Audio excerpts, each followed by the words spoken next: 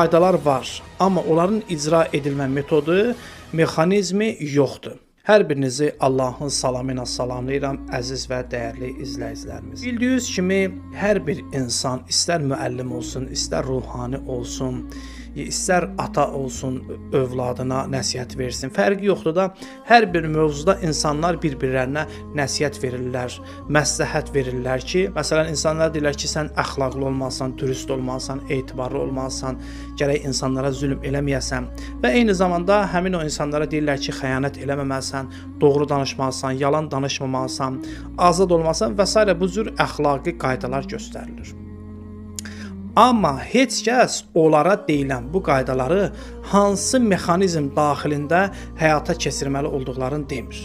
Yəni həmin insana, bəli, biz o insanları çəkindiririk. Deyirik ki, bu işləri görmə, amma bu işləri necə görmə? Onu gərək biz insanlara izah eləyək, insanlara gözəl şəkildə çatdıraq. Yəni qaydalar var, amma onların icra edilmə metodu, mexanizmi yoxdur.